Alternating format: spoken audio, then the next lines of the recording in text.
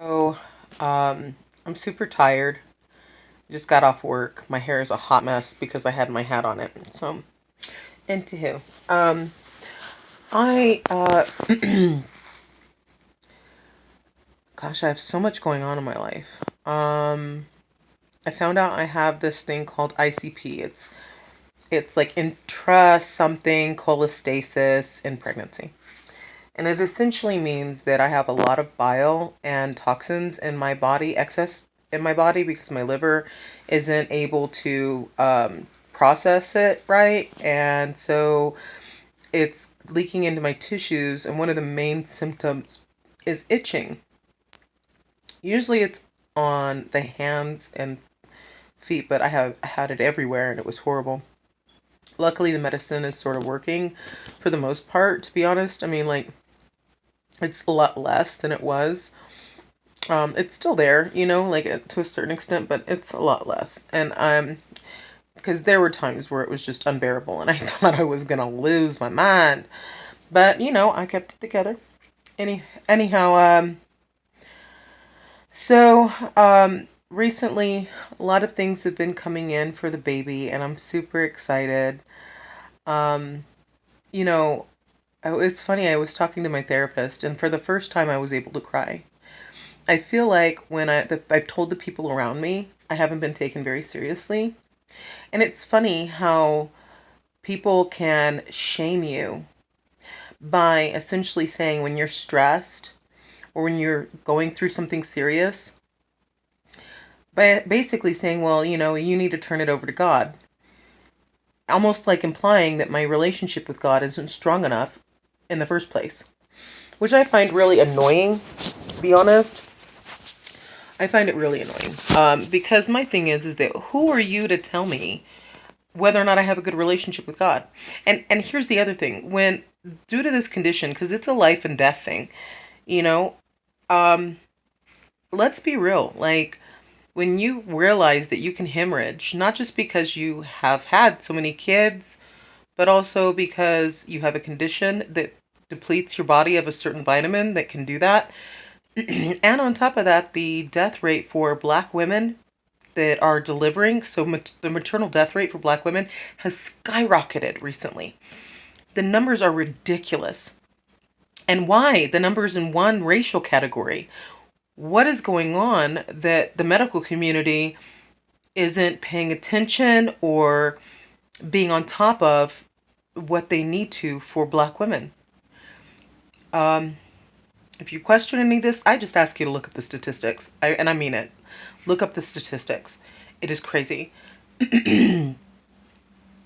um, so, like I realized that as I was trying to talk to people around me, I either got, it was someone, responded, and in a way, and I'll keep it to myself for now, but in a way that basically made me feel like they didn't believe me.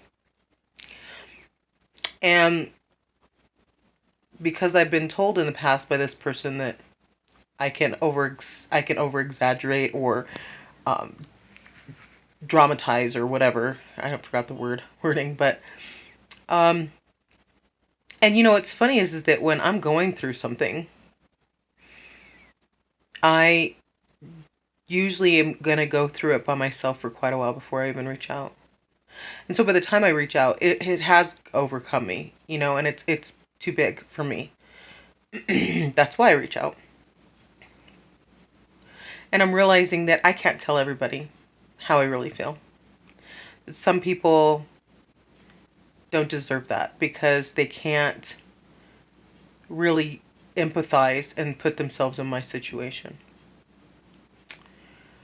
I've had someone essentially tell me that Aiken, my facing death, to being afraid of the dark and them not being worried. And so I'm going to be happy later on that they're not worried. No, you're not worried because it's not your life. It is not your life that is in danger. It is not your problem. You haven't had kids. You have no idea what I'm going through. So, of course, you're not worried.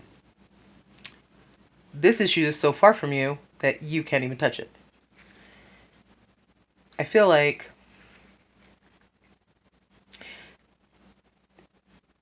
it's funny that you can get a whole bunch of likes for a picture online, but nobody wants to push a like and support of you when you tell them that your life is in danger. Everyone acts like they didn't see that post. I find that funny. I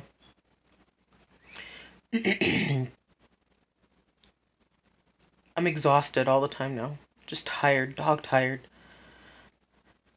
And so it's funny because I can lay down and go to sleep for 12 hours straight. Um, I do less and I'm more tired. I just hope that everything goes well. When you realize that you really do have to look at the possibility of life and death, and you may have to make decisions for your child just in case you aren't around, that's scary. I never, until I talked to my therapist the other day after over a week of realizing this is going on, I, for the first time, was able to cry because I'm not ready to die. I'm not. I'm not.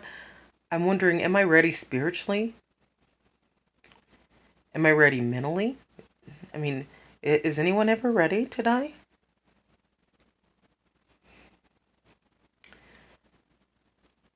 I don't think anybody's ever ready to die. But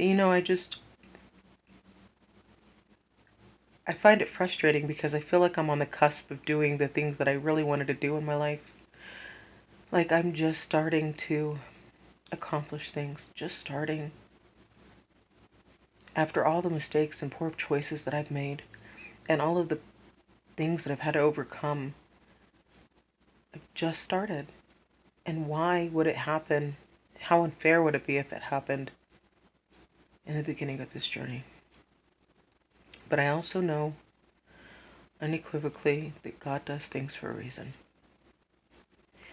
And I just have to let His reasons be His reasons and do my best to get the best out of each situation I'm put in. So that's what I've been doing. Trying to make the best out of things. I'm really tired today. I went to work, so I'm super tired. So I'm probably going to go back to sleep or go to sleep here soon. It's funny, it's only 7 o'clock and I feel like it's 10. But so I just wanted to touch base and let everybody know what's going on. All I can say is that when you hear something that someone's going through, I understand that we try to push it away by making it their problem. We get afraid that it could happen to us, so we put them in a category and we try to keep it theirs. You know, try to blame people for their problems. It must be drug use or it must be this or that or the other. So that we don't have to think about the seriousness or the ability for it to possibly happen to us. I think that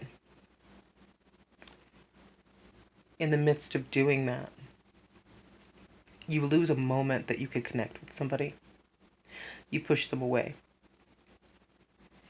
So I hope that if someone comes to you with some kind of bad news or something they're going through, I understand if they're the type of person that just loves to complain and everything has to be wrong. Eventually you become dull to it. But try to be empathetic. Exercise that trait. Even if that means just hearing them. Being empathetic means being able to get in touch with that part of yourself that can relate in some way to what they're going through.